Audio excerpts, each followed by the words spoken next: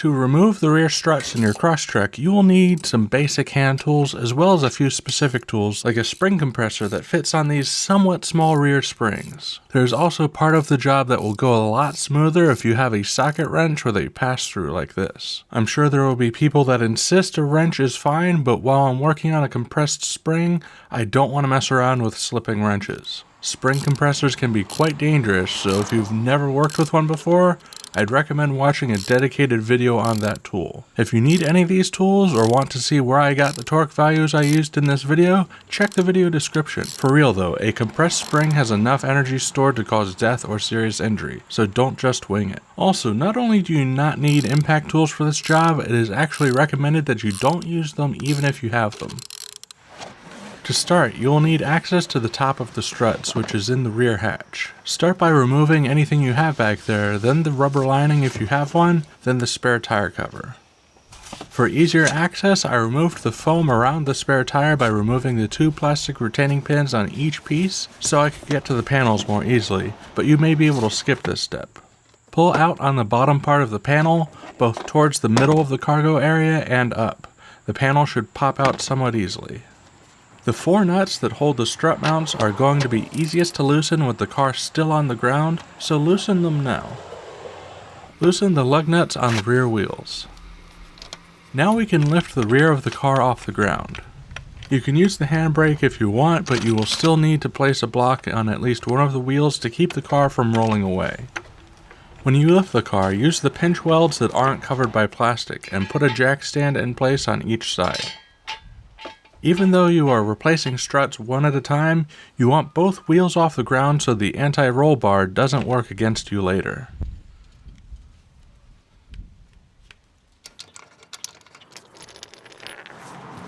With the car lifted and safely secured, we can start taking the strut assembly out. To do this, we will need to compress the spring. Put the spring compressor in and use it to clamp down the spring.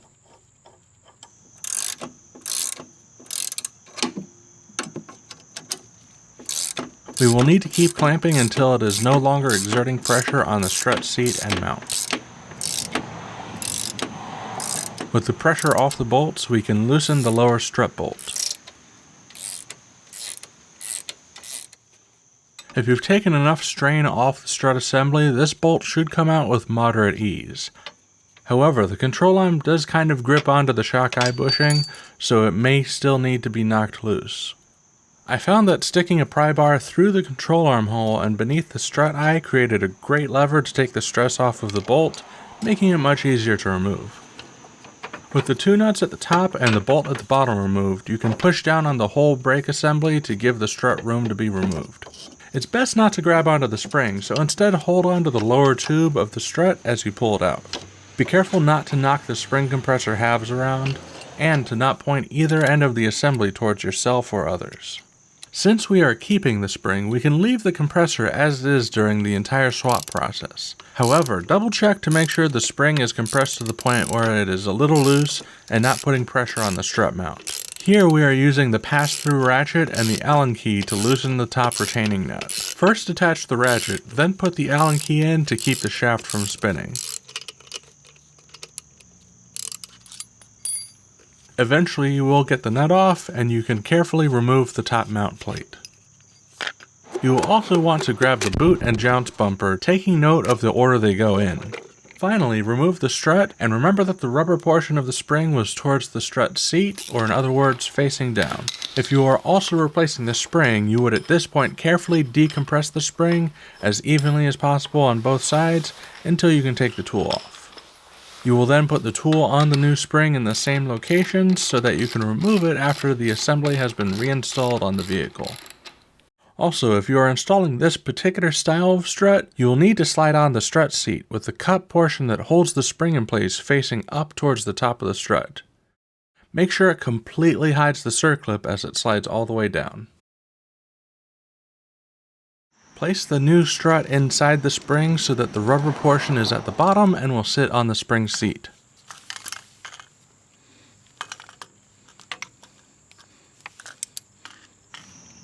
Install the jounce bumper with the thick side up, then the boot with the narrow side up. If your strut comes with the rod adapter that isn't already attached, install it now. Both the OEM and this Bilstein version have the thick part towards the bottom and the narrow portion towards the top. If yours is different, check the instructions that came with your parts.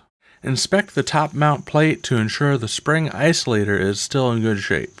If it's not, or it's not there at all, you will need to replace it. Inspect the top mount plate as well, especially if it hasn't had a spring isolator to protect it. Slide the top mount plate onto the assembly, making sure the rod adapter doesn't fall off. As you are assembling this, take note of where the spring likes to rest in both the lower and upper spring seats, and keep it nested in these two locations. We will now finish off the assembly by putting the lock nut on top, but first check to see what sort of hardware is supplied with your strut. The original nut here didn't use a washer, but this one does. Slide the washer on if your kit uses one, then the new nut.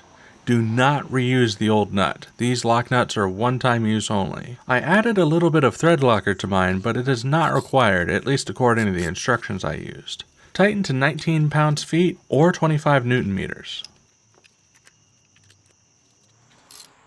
Now we install the assembly into the vehicle. Start by holding the base shaft of the strut and move the assembly into position. At first I thought this was going to be a two-person job, but the lower control arm does a decent job of holding the strut in place while you get the top mount nuts in place. Thread them on all the way down, but don't worry about tightening them yet. Now we need to get the lower strut eye into place.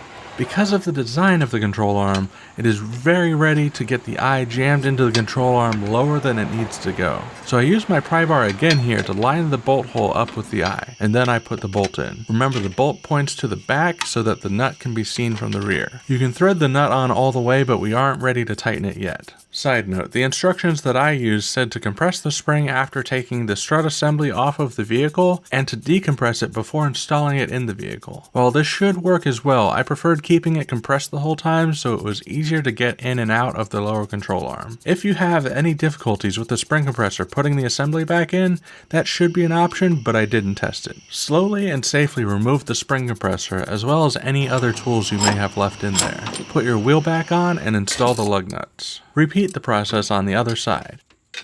With everything attached but not torqued, including the wheels, safely remove the jack stands and lower the vehicle back to the ground. As long as you have fully threaded each nut, you should be able to drive the vehicle a little to settle the suspension. Not on public roads, just a few feet back and forth in the driveway. With the suspension settled and the weight of the vehicle fully on the suspension, torque the top nuts to 24 pounds-feet and the bottom nuts to 89 pounds-feet. You will have to hold these lower bolts with a wrench. For all of these bolts, I used a little bit of thread locker, but again, my instructions did not require it, so treat it as optional, especially since it alters what you're actually doing when you apply torque to fasteners. Now that everything is together, clean up your tool pile and give everything one last check. Give it a test drive to make sure nothing is out of the ordinary, and you're all set to check out another Cars Simplified video.